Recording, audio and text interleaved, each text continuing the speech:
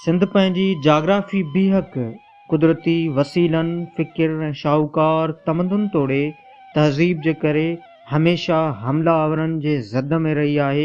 सिंध खे फ़तह करणु अरबनि जी पुराणी ख़्वाहिश हुई, लेकिन हालात जे नासाज़गार हुजण करे हू इंतज़ार कंदा रहिया। जॾहिं अरबनि इराक़, शाम ऐं ईरान खे फ़तह कयो त उन्हनि जो सिंध खे बि फ़तह करण जो इरादो हो।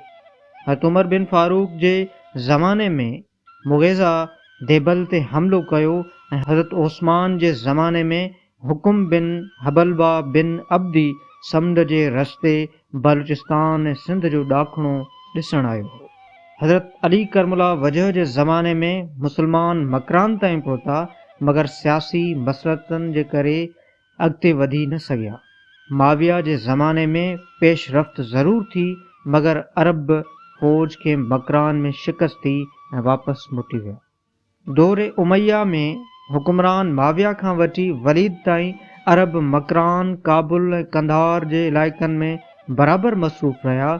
वलीद जे ज़माने में जॾहिं मकरान ऐं काबुल ते मुसलमान जी हुकूमत क़ाइमु थी वई ऐं ख़ुश्कीअ जे रस्ते ज़रिए इस्लामी सल्तनत सिंध जे सरहदनि सां मिली वई त सिंध जे फ़तह जा मौक़िया अञा बि वधी विया।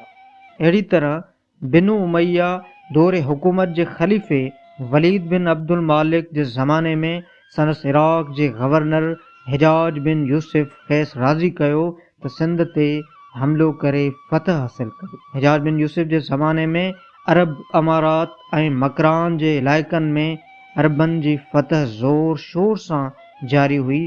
खैर उन वक़्तु सिंध खे फ़तह करण जो जवाज़ मिली वियो। जॾहिं देबल जे मुक़ाम ते अरबनि जे जहाज़ खे धाड़े लॻण जो वाक़ियो पेश आयो, हाणे असल मसइलो जंगी ख़र्च जो हो।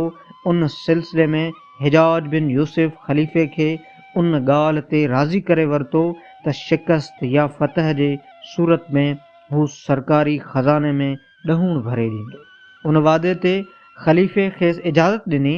हिजाज बिन यूसुफ पंहिंजे भाइटे मोहम्मद बिन कासिम जी सरबराहीअ में 6000 फ़ौज मकरान रस्ते सिंध मोकिली। ॿिए तरफ़ सिंध में राजा ॾाहिर जी हुक्मरानीअ में मज़हबी छिकताण मौजूदु हुई।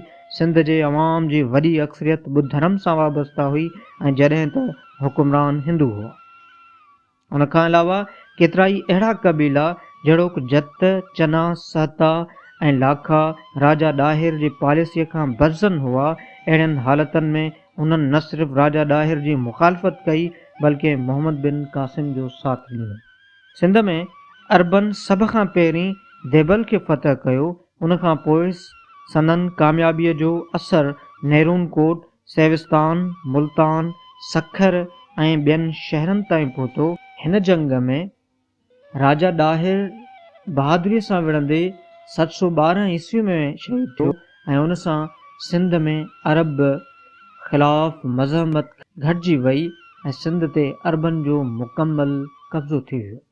मोहम्मद बिन कासिम सिंध ते कुल 4 साल हुकूमत कई ऐं 717 ईस्वीअ में खेसि गिरफ़्तार करे इराक़ मोकिलियो वियो ऐं संदसि जॻह ते यज़ीद बिन अबी कबशा खे सिंध जो नओं गवर्नर मुक़ररु कयो वियो। मोहम्मद बिन कासिम खे 718 ईस्वीअ में कैद खाने में क़तल कयो वियो। मोहम्मद बिन कासिम जे मारिजी वञण खां पोइ सिंध में पहिरियां उमैया ख़ानदान ऐं बाद में आबासी ख़ानदान जा केतिरा ई गवर्नर आया, मगर सियासी तौर ते सिंध में के घणा असर छॾे न सघिया। सिंध में अरबनि तवील अरसे ताईं हुकूमत कई, पर संदन हुकूमत में अमुन अमान जो मसइलो हमेशह रहियो। अक्सर नंढनि ऐं वॾनि शहरनि मां बग़ावतूं थींदियूं रहियूं हुयूं। आबासी ख़िलाफ़त जी कमज़ोरीअ सां गॾु ई सूबाई गवर्नर ख़ुदि मुख़्तियारी अख़्तियार करे छॾी ऐं मुख़्तलिफ़ शहरनि जे ॾेही ऐं परॾेही हुक्मरानियूं वजूद में अचनि लॻियूं। लेकिन पंहिंजी ख़ुदि मुख़्तियारी बरक़रार रखण लाइ उन्हनि अलामती तौर ते ख़िलाफ़त सां पंहिंजो तालुक़ु जारी रखियो। सिंध में उमर बिन अब्दुल अज़ीज़ हबारी ख़ानदान जे हुकूमत जो बुनियादु विधो।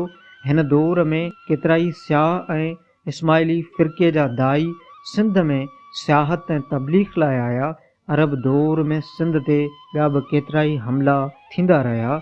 जिन में 750 ईस्वीअ में परमार राजपूतनि हमिलो कयो पर हार खाधऊं। 1020 ईस्वीअ में महमूद गज़नवी हबारी सल्तनत जे आख़िरी हुकुमरान ख़फ़ीफ़ खे शिकस्त ॾेई मंसूरा ते कब्ज़ो कयो। शहाबुद्दीन गौरी पिणु सिंध ते पहिरियों दफ़ो 1032 ईस्वीअ में हमिलो कयो ऐं ॿियों भेरो 1042 ईस्वीअ में चढ़ाई करे सिंध खे अफ़गानिस्तान सल्तनत सां मिलायो वियो।